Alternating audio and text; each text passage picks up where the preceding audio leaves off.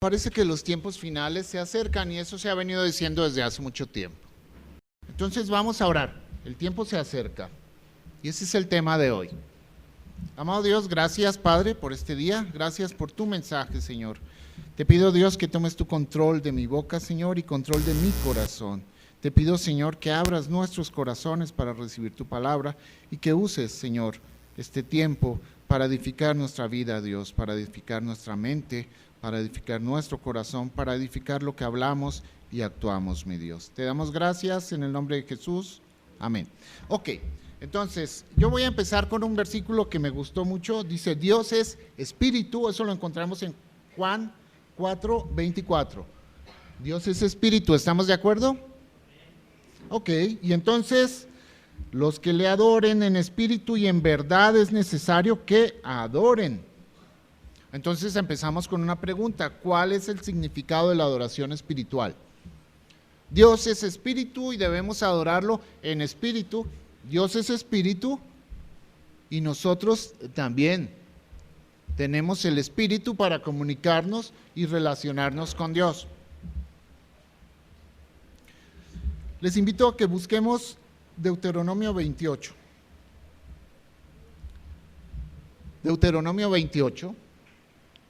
Y encontramos en Deuteronomio 28, en el capítulo 28, versículo 1, algo que dice así: acontecerá que si oyeres atentamente la voz de Jehová tu Dios, para guardar y poner en obra todos sus mandamientos que yo te prescribo hoy, también Jehová tu Dios te exaltará sobre todas las naciones de la tierra. Y empieza algo así como, bendito serás. Pero hay un requisito, escuchar y guardar, ¿cierto? Estar atento a su palabra. Pero si nos vamos un poquito más adelante, igual, capítulo 28, versículo 15, dice, pero acontecerá que si no oyeres la voz de Jehová tu Dios, para procurar cumplir sus mandamientos y sus estatutos que yo te intimo hoy, que vendrán sobre ti todas estas maldiciones y te alcanzarán. Y el versículo 16 empieza como algo así como que dice, maldito. Por un lado, versículo 1, bendito si obedeces, guardas y haces. Por el otro lado, si no lo haces, Dios te dice maldito. Y entonces, ¿qué tiene que ver con Juan? Bueno, nos está diciendo cómo Dios preparó ese manual. Dios creó un manual para que yo fuera bendecido. Y lo preparó de tal manera que si yo seguía las instrucciones podía obtener una cantidad de beneficios. Pero también escribió una consecuencia.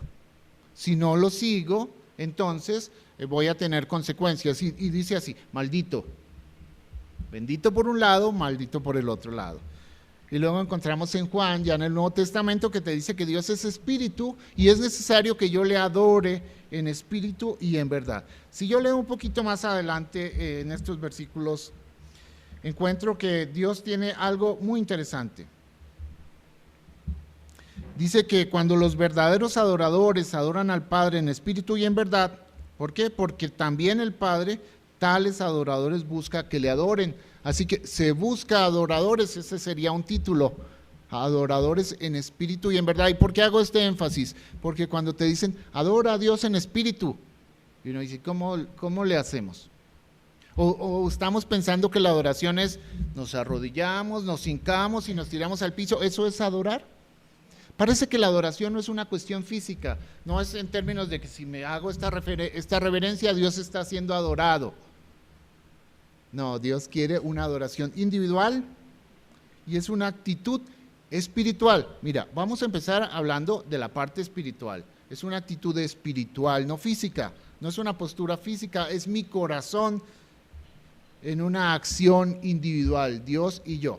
Así que si estamos todos acá adorando un domingo, recordemos que esa es una actitud personal.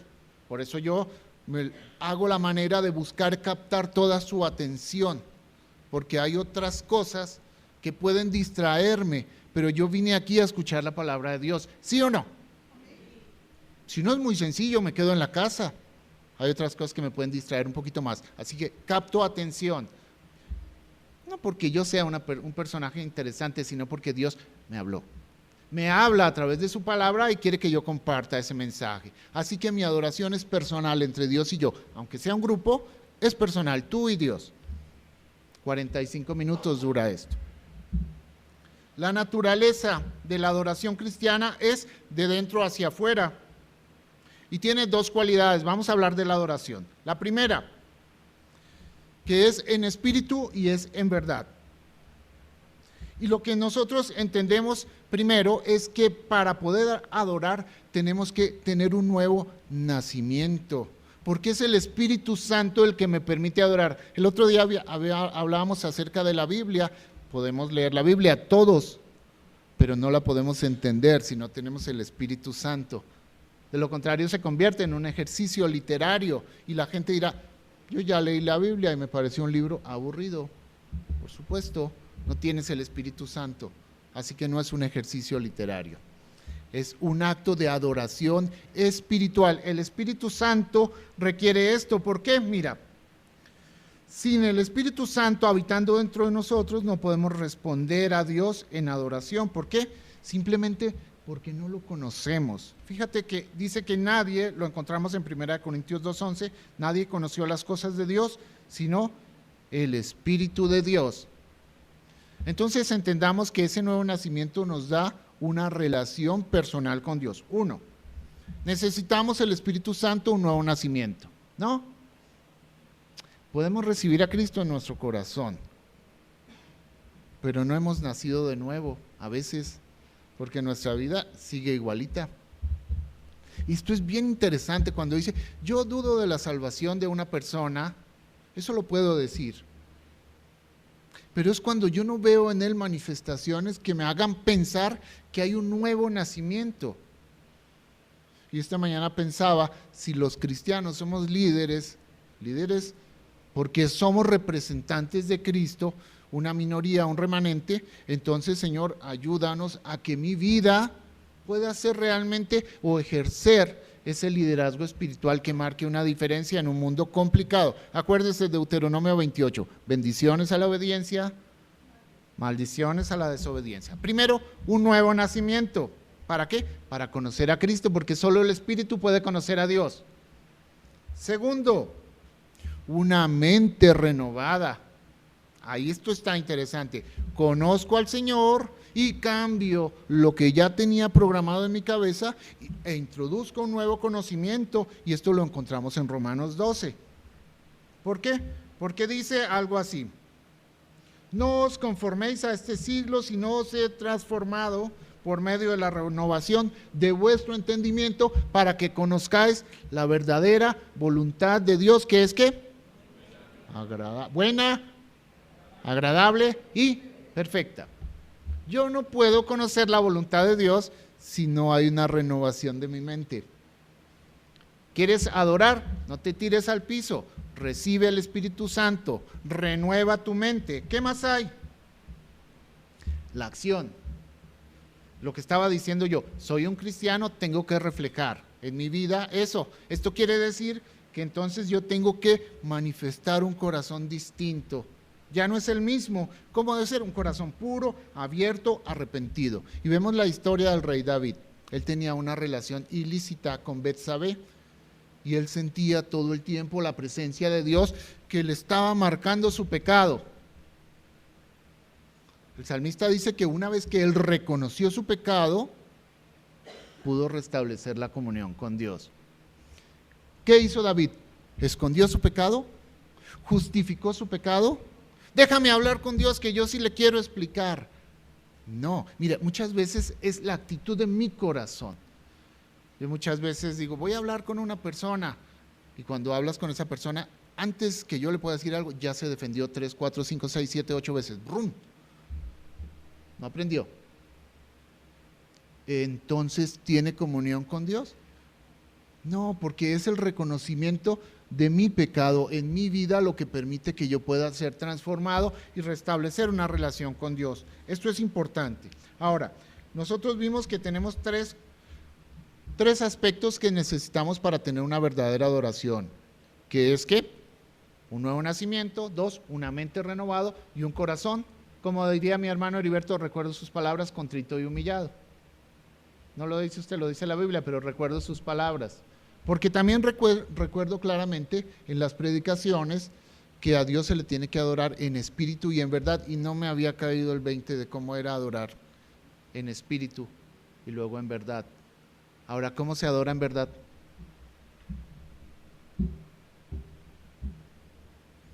Porque la adoración es una respuesta a la verdad. ¿Cómo se adora en verdad? Pues a través de la palabra de Dios. Aquí tenemos Juan 17, dice, tu palabra es verdad. El Salmo 119 dice, tu ley es verdad. El versículo 60 dice, tu palabra es verdad. Dice, para adorar verdaderamente a Dios debemos comprender quién es y lo que ha hecho. Así que cuando yo adoro a Dios, lo adoro en espíritu, o sea, de corazón y en verdad, de mente. No es una actitud física, es una actitud del corazón, individual, en espíritu y en verdad. Diría yo que tengo aspiraciones de ser maestro. ¿Se entendió? Es sencillo. Ahora, resulta que cuando hablamos de bendición y maldición, encontramos que se está acabando el mundo. Y estamos viendo realmente cosas difíciles. Claro, yo sé que no voy a ver tantas cosas, porque tengo una promesa, así que yo conozco el futuro. Y siempre se ha dicho que se va a acabar el mundo y que el mundo ya se está acabando, pero realmente hay señales hoy en día. No sé, ustedes saben que ahorita hay un conflicto entre los Estados Unidos y un país que se llama Corea del Norte. Hay un conflicto en el cual dos países tienen poderío nuclear para destruir el planeta. Porque tienen bombas o han desarrollado bombas que pueden matar a muchas personas. Leía un poquito la historia de la Primera y la Segunda Guerra Mundial y esas fueron realmente un periodo de guerra, la Gran Guerra, del 14 hasta el 40 y tantos. Ese conflicto duró 30 años más o menos. ¿Y sabe cuántas personas murieron en esa guerra? 100 millones de personas. La población de México, poquito menos, totalmente erradicadas. Pero no solamente eso, desarrolló una competencia entre los países, porque mandaron dos bombas a un país para terminar una guerra, que fue Japón. Y en la Primera Guerra mataron 80,000 personas. Y en la Segunda Guerra en la segunda bomba, en Nagasaki, mataron algo así igual. Y entonces la gente veía que cada vez que lanzaban una bomba mataban 80,000, pues entonces un país guerrero decidió mejor rendirse. Bueno, eso no es nada comparado con lo que se tiene hoy. Hoy existe armamento mucho más poderoso para destruir el planeta donde tú vives. ¿Quién es el líder de Corea del Norte? Un señor que está convencido que lo que está haciendo es correcto, que el enemigo del mundo es Estados Unidos. ¿Y quién dirige a Estados Unidos? Entonces, ahí cuando uno empieza a buscar un poquito, vamos a buscar Segunda de Timoteo. Por favor, Segunda de Timoteo 3. ¿Y sabe qué dice? El carácter de los hombres de los últimos días. Voy a leerlo completo, me encanta El carácter de los hombres de los postreros días, dice, también debes saber, versículo 1, esto le dijo Pablo al joven Timoteo, que en los postreros días vendrán tiempos peligrosos, porque habrá hombres amadores de sí mismos, avaros, ¿qué más? Vanagloriosos, soberbios, ¿qué más?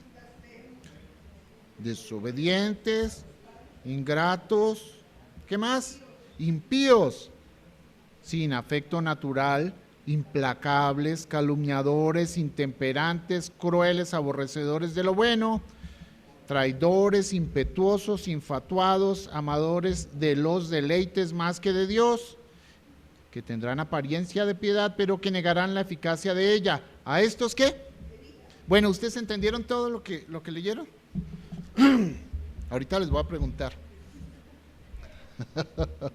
A ver si sí es verdad o no es verdad. Mire, esto podría describir fácilmente cualquier líder político. Si nosotros vemos el carácter del presidente de Estados Unidos, puede ser igual.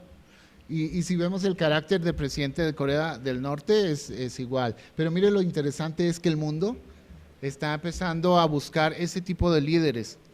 Ahorita hay elecciones en Francia y hay una mujer que se llama Le Pen y ella establece ese principio. Ella también quiere salirse de la Unión Europea, ella quiere sacar del país toda la gente que no sirve o que según ella no sirve para nada.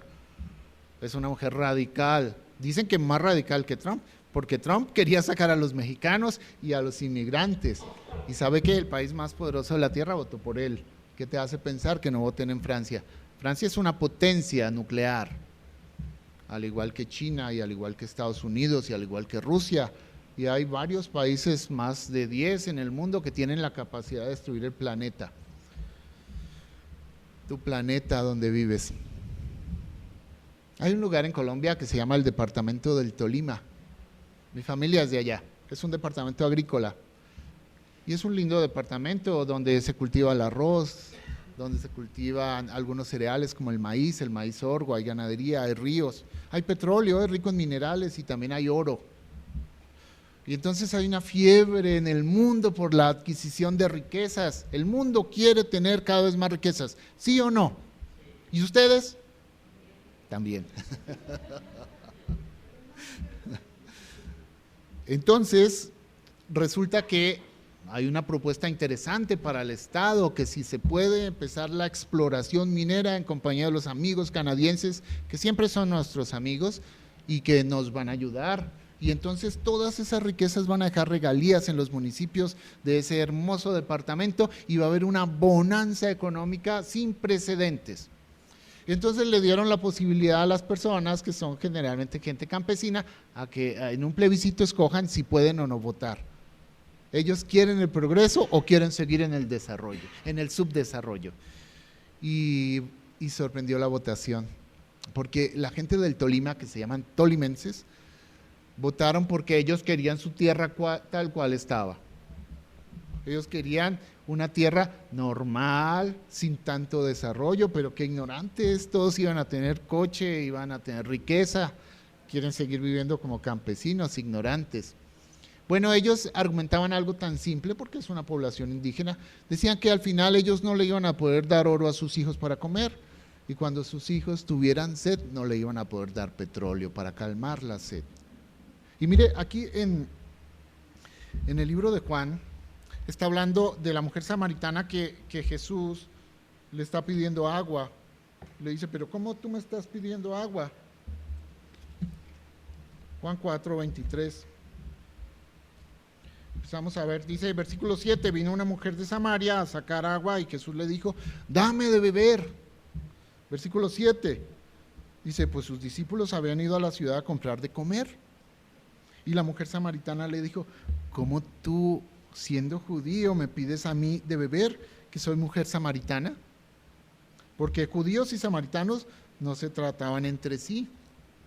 Y respondió Jesús y le dijo, si conocieras el don de Dios y quién es el que te dice, dame de beber, tú le pedirías y él te daría agua viva. Agua viva, no el agua del pozo, le daría agua viva. Agua viva. Y la mujer le dijo, Señor, no tienes ni siquiera con qué sacarla y el pozo está hondo. ¿De dónde pues tienes el agua viva? No tienes ni siquiera una jícara para sacarlo. Y entonces dice, ¿acaso tú eres mayor que nuestro padre Jacob, que nos dio este pozo, del cual bebimos él, sus hijos y sus ganados? Y respondió Jesús y le dijo, cualquiera que bebiere de esta agua no volverá a tener sed. ¿Cuál? Del agua del pozo. Cualquiera que tome agua del pozo volverá a tener sed. Mas el que bebiere del agua que yo le daré no tendrá sed jamás, sino que el agua que yo le daré será en él una fuente de agua que salte para vida eterna. Entonces la mujer samaritana, cuando le dijo Jesús, si supieras a quién le preguntas, yo te daría agua y jamás tendría sed, que dijo la mujer, pues esa agua es la que a mí me interesa, porque ya no tengo que volver al pozo a sacar agua. Pero Jesús no le hablaba de esa agua. Y Dios no le ha hablado a Dios de la misma manera que le habló en Deuteronomio 28. no le estaba prometiendo, aunque le hablaba de muchas bendiciones, el hombre entendió que le estaba dando era bendiciones económicas, y eso es lo que muchas veces nos levantamos tempranito y le pedimos a Dios. Señor, dame más trabajo, dame más dinero, dame un carro más grande, dame una casa más grande, dame más dinero en el banco porque se me puede acabar. Tengo un primo que dice, aunque gaste lo que gaste, nunca se me va a acabar el dinero que tengo. Y le voy a decir una cosa, aunque usted tenga dinero en el banco, usted siempre tiene miedo que se le vaya a acabar. Por eso se levanta y dice, trabajo, porque ¿qué tal que se me acabe? ¿En qué está basada su seguridad? ¿En el banco? ¿En el dinero? Cuando dice que habrá hombres amadores de sí mismos, entonces uno se da cuenta, ahora sí vamos a interpretar poco a poco las palabras de lo que dicen los hombres de los postreros días, del tiempo de hoy. Y vas a ver que, aunque al final nos dice, no te juntes con ellos, a veces nosotros nos parecemos a ellos. Y aunque no nos guste escuchar esto, esto es lo que debe marcar la diferencia. Amadores de sí mismos, ¿qué quiere decir? Eso es visible en nuestra cultura, ¿qué quiere decir? Son amadores de sí mismos. Fíjate, lo voy a tratar de definir porque luego a veces sí tiene que ver con el egoísmo, por supuesto, pero tiene que ver más con la imagen. Si han visto, por ejemplo, no sé, un ejemplo de los políticos, ¿cómo los ves tú? Muy vestidos, muy elegantes, una amplia sonrisa, una actitud de soy muy bueno. Amadores de sí mismos, mira. Pero realmente en su vida, cuando los conoces personalmente, reflejan eso. Amadores de no sé, pero la moneda con que se paga la sociedad es esa, porque la gente ama al cantante que es guapísimo y la mujer hermosa, sensual. Y hoy en día todos queremos estar, y no digo yo que haya que vestirse mal, que haya que estar mal presentado. El problema es que eso se convierte en una forma de vida en nuestra sociedad. Está bien que te ames, que te cuides, que tengas aprecio por tu cuerpo, porque un día tendrás que dar cuentas ante Dios por él. Pero cuando eso ocupa el primer lugar de tu vida, te lleva a tener una vida de apariencia. Tal vez entonces se llama idolatría, ya no es Dios. Es que todas estas son fuentes de idolatría. Entonces, como dicen, qué bonito soy, qué lindo soy, cómo me amo, bien, algo así, ¿no? Ese es el hombre que puede ser un reflejo de nuestra vida hoy. Ahora, cuando hablamos de avaros, ¿qué es? Lo que estábamos diciendo hace un ratito. ¿Qué es avaro? El que ama el dinero, el que ama las riquezas más que a Dios. Y eso va de la mano con esa misma actitud de egoísmo que estábamos mencionando. Avaro, no tengo tiempo. Tengo que ganar más, acumular más, tener más. Y más es la actitud también a veces, ¿no? Más. Actitudes. Egoísmo, porque los que se aman a sí mismos se convierten en amadores del dinero. Pero Timoteo 1, 6, 10 dice que es claro, raíz de todos los males es el amor al dinero, no el dinero. Es el amor al dinero. No es que el dinero en sí mismo sea malo. El problema está en nuestra actitud hacia el dinero. Sí, es importante mencionarlo. Es justo que tú trabajes para que en tu casa no falte el pan. Y está bien que tú tengas una linda casa. Y si puedes, ¿por qué no tener un coche lindo? Educación para tus hijos, bienestar. Pero no puede haber eso y faltar el otro pan, el pan espiritual. Mire, en realidad lo que nos da el equilibrio es el principio bíblico. ¿Recuerdan que dijimos que íbamos a amar a Dios en verdad? No olviden el principio, no se pierdan, no se desvíen del camino. No olviden el principio. Cuando nosotros hablamos también hace unos tiempos acerca de los roles del hombre, de la mujer, de los hijos, del empleador, es que yo no me paro acá con la intención de decir, desprecien el dinero y las riquezas. Yo me paro acá a hablar de un principio que debe mantener su vida, que debe regir su vida. Es fácil perder el principio, porque el hombre siempre ha aspirado a esas cosas. Avaros, vanidosos. Y la vanidad va de la mano con la arrogancia, la forma de hablar, cómo me expreso, cómo digo, cómo actúo con arrogancia en mi vida. Mire, revisemos actitudes porque empezando por mi propia vida, he hecho una reflexión de mi vida y sobre todo lo que me puede salvar es el principio bíblico. Entonces, la vanidad también es una forma de idolatría. Dedico más tiempo a estar basándome y cultivándome a mí mismo que a Dios. Y la vanidad me puede llevar a otro camino que es la arrogancia. Y es la sobrevaloración de uno mismo. Empieza uno a pensar que vale más que los demás, que uno no puede pasar dificultades como los demás porque uno tiene un valor más alto, salud. La humildad. Fíjate, mi mamá decía que un hombre entre más tenía, más humilde debería ser. Y eso nos pasa.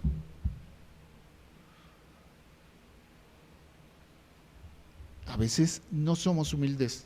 Si Dios nos da medio centavo, pareciera que tuviéramos la bolsa llena de centavos. Y la humildad de mi corazón, mi actuar, lo que yo digo, eso es importante, la vanidad. Ahora, soberbios, blasfemos. ¿Qué es blasfemia? ¿Blasfemia es sinónimo de mentira? No. ¿Otra persona que me dé una opinión? Blasfemia. Blasfemo. Y antes en la época antigua los quemaban, ¿eh? Blasfemia. Sí, va por ahí cerquita la idea.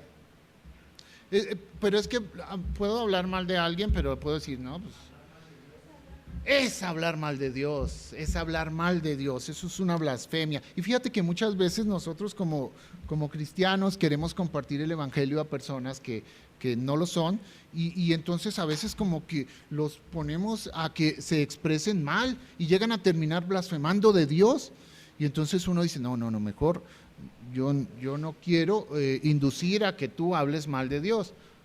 ¿Por qué? Porque meterse con Dios no es tan fácil.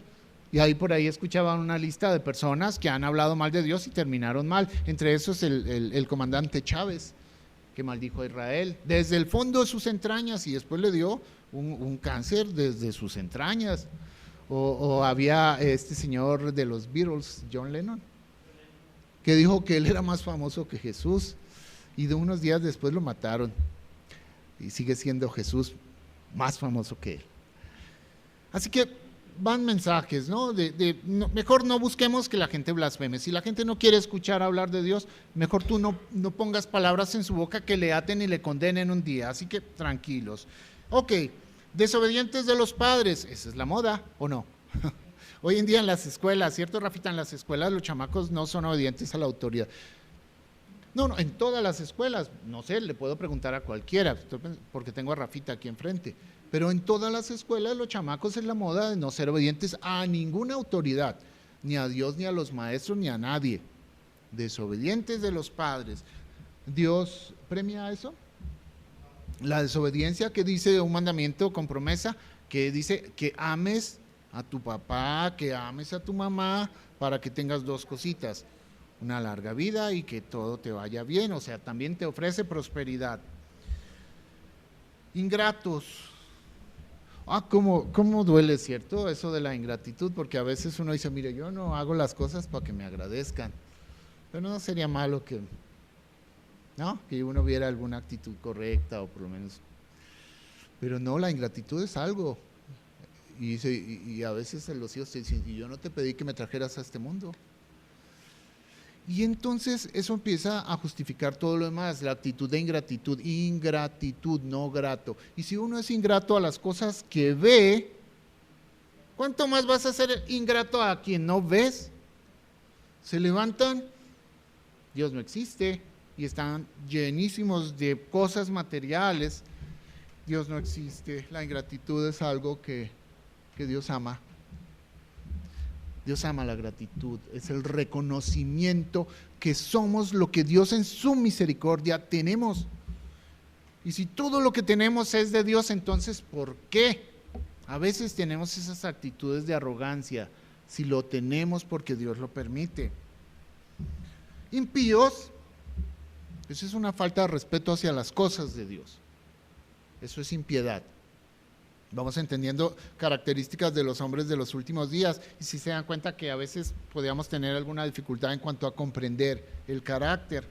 Sin afecto natural, es esa persona que no tiene sensibilidad por los demás o por las necesidades. Puede ser ese mismo hombre que es un gran comerciante y que decide mejor tirar la leche en vez de regalársela a los niños para que el precio de la leche suba. Eso es un ejemplo que a todos nos conocemos y nos duele. También se tiran las naranjas, las frutas, las hortalizas, la comida. No tienes afecto por las personas y eso es el aspecto natural. Como diría mi hija, la gente que patea a un perro en la calle, ¿cierto? Afecto natural, que no tiene cuidado por la naturaleza, que avienta la basura, que no le importa la contaminación del planeta. Y saben que Dios nos dio el planeta y los animales y todo lo que hay acá. Y les cuento algo, un día nos va a llamar a cuentas, a ti también y a mí también, por la manera como hemos utilizado estos recursos infinitos, no, finitos. Es que infinito es el que dice, voy a sacar todo el oro de este lugar, no importa que se acabe esto, pero están llenos de dinero y después ¿dónde se lo van a gastar? Ok, ¿qué es implacable? ¿Qué es? Sin piedad, despiadado, duro, cruel, ¿no? Calumniadores, ahora sí. ¿Qué es calumniador? Es el que dice mentiras. Ese es un calumniador. Ok, hay un término que me gusta mucho, que es sin templanza. Gracias, Cali. Sin templanza. Que no tienen paciencia, ese es un sinónimo. ¿Qué otra cosa es sin templanza? Ese es un sinónimo.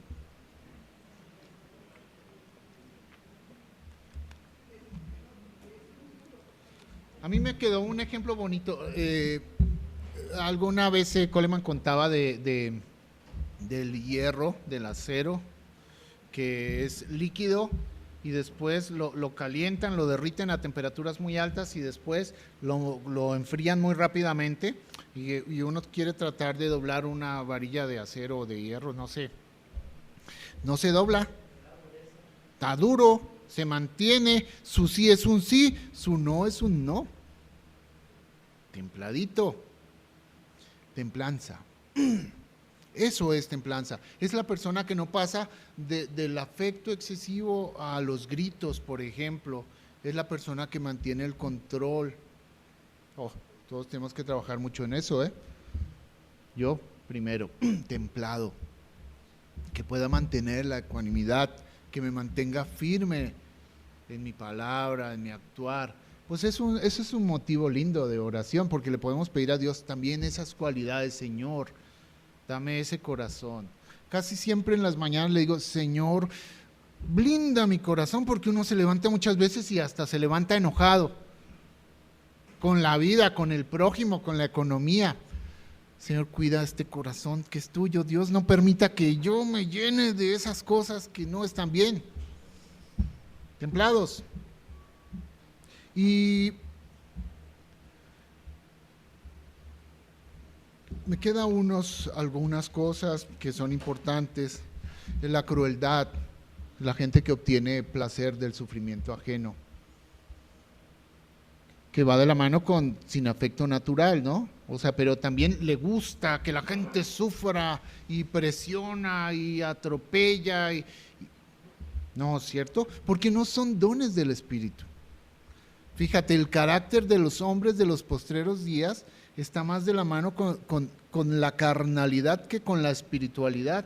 Y cuando vimos en Juan, nosotros empezábamos diciendo que Dios andaba buscando adoradores en espíritu, espirituales, con principios bíblicos.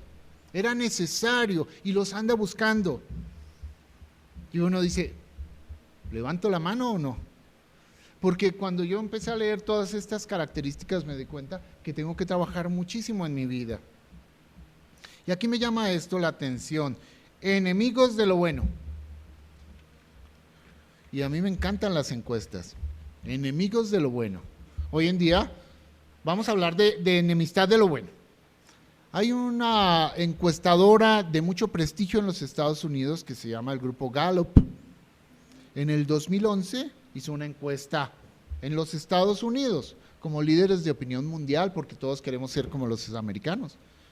Vemos películas americanas, usamos ropa americana, nuestros héroes son y queremos manejar como los americanos y todo eso. Así que ellos son líderes de opinión mundial. Y entonces ellos piensan que hay que aceptar todos los estilos de vida. Y nosotros ya estamos pensando en que ellos culturalmente están bien, así que vamos a aceptar todo. Y encontramos que en la encuesta hablaban de lo que era moralmente aceptable o inaceptable. Y la primera pregunta ¿es aceptable moralmente o inaceptable el divorcio? Nosotros decimos que es inaceptable, pero la sociedad en general y a veces nosotros mismos justificamos el divorcio, siendo cristianos. Pero según ellos, 7 de cada 10 dijeron que era moralmente aceptable el divorcio. ¿Verdad o mentira? Nosotros también pensamos también a veces igual, que el divorcio es aceptable y uno empieza así, pero déjame explicarte, yo sí te voy a decir, Dios, es que mi divorcio sí es aceptable, el de los otros no. Las relaciones sexuales antes del matrimonio, ¿son moralmente aceptables o no son aceptables? El principio de Dios dice que no, que se mantenga puro, por algo lo dice, pero en Estados Unidos dicen 6 de cada 10 que se vale, que está bien, que es necesario, es importante para que la gente conozca, crezca, evolucione. Aparte, pues la carne es débil y bueno, todo lo demás, hay todas las justificaciones. ¿Los hijos fuera del matrimonio? ¿Cómo son?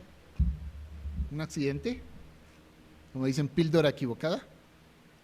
¿Qué es? ¿Aceptable o inaceptable?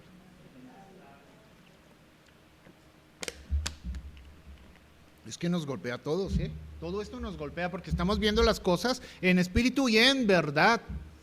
Y resulta que esto nos ha golpeado a todos. A mí esta encuesta me dice, pues la sociedad piensa, el 60%, que es correcto las relaciones sexuales antes del matrimonio. Y entonces hoy vemos una gran cantidad de problemas que ha generado todo esto. Decían que en algún país de África el 30% de la población padecía de SIDA. 30%, de 10 personas que tú ves en la calle, 3 tienen SIDA, traen una bomba. Enfermedades de transmisión sexual, hoy las vemos. El inicio de la actividad sexual en las niñas y los niños empieza desde los 12 años. El probar otras conductas sexuales para ver qué se siente. ¿Por qué? Porque hay múltiples compañeros sexuales. Ya podemos decir que está empezando a verse moralmente correcto las relaciones sexuales entre el mismo sexo. Y eso es modernismo, ¿o no? 6 de cada 10 lo dice, Gallup lo está diciendo. El problema es que esto está atentando contra la familia, y si nosotros creemos que la familia es el pilar de una sociedad, unos hijos sin padre van a dar completamente lo que Dios ha propuesto en su plan original, o que su mamá y su papá sean del mismo sexo. Madres solteras, eso es amplísimo lo que encontramos acá. Enfermedades de transmisión sexual. 6 de cada 10 matrimonios se separan en la primera década. Moralmente correcto, nosotros muchas veces lo decimos, y todas estas prácticas incluso llegamos a decir, sí, está bien, es que si conocieras el caso de tal persona, ahí sí, y empieza uno a argumentar, Y entonces, ¿dónde está el principio? El principio dice, en verdad. Mire, yo les voy a decir una cosa. Yo como papá puedo hablarles a mis hijos del principio, pero no los puedo obligar a seguir el principio.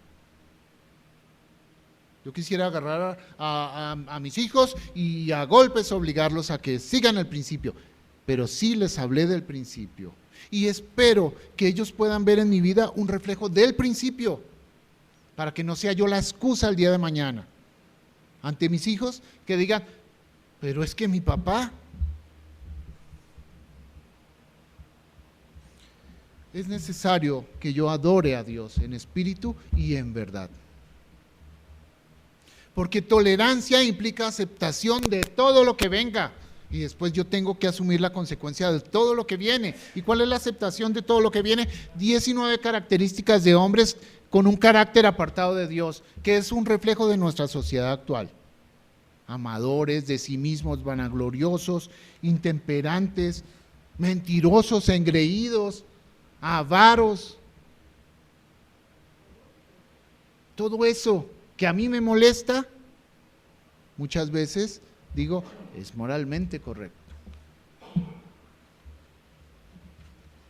El problema está en eso.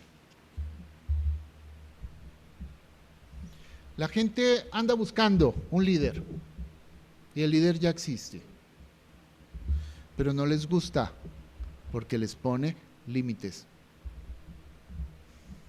Y hoy en día nos han enseñado que debo ser desobediente de toda autoridad. Y es por eso que justifico todo. Desobediente del gobierno, de los impuestos, desobediente de las leyes civiles, desobedientes de los padres, desobedientes de cualquier autoridad. No me sujeto a nadie. Desobediente de Dios. Y lo que tengo o lo que hay en nuestra sociedad es soledad, como reflejo de una necesidad espiritual que no está satisfecha. No importa cuánto tengas y cuán libre te sientas, sin Dios estás solo y estás perdido. Vamos a orar. Amado Dios, te damos gracias, Padre, porque tú nos muestras a través de tu palabra cómo podemos tener una vida bendecida. Te damos gracias porque existe un principio que podemos seguir. Te pedimos perdón porque aún teniendo este principio hemos decidido seguir al mundo en muchas actitudes de nuestro corazón. Pero sabemos que en ti tenemos una esperanza, Señor. Queremos confesar nuestro pecado como el rey David. Queremos reconciliarnos contigo, Señor. Te queremos decir que a veces no podemos, que nos cuesta mucho trabajo seguirte, Dios. Pero sabemos claramente que a través de tu Santo Espíritu y ese poder que hay en nosotros, podemos ser cambiados, Señor. Queremos cambiar. Señor, muéstranos, permítenos que nuestra mente sea renovada a través de tu palabra. Permítenos pasar tiempo con tu palabra. Queremos ser personas que te honren y te den gloria con nuestra vida, Dios. Yo te pido, Señor, y les pido a cada uno de ustedes que tomen un tiempo para reconocer su pecado. Pedirle perdón a Dios. Pedirle que a través de su Santo Espíritu les cambie, Señor. Porque este tiempo de oración, sin reconocimiento de perdón, porque esta predicación, sin un deseo ferviente en nuestro corazón de cambio, es tiempo muerto. Señor, queremos honrarte, queremos agradarte, queremos ser cambiados y ser nuevas personas en Cristo, mi Dios. Te damos gracias en el nombre de Jesús. Amén.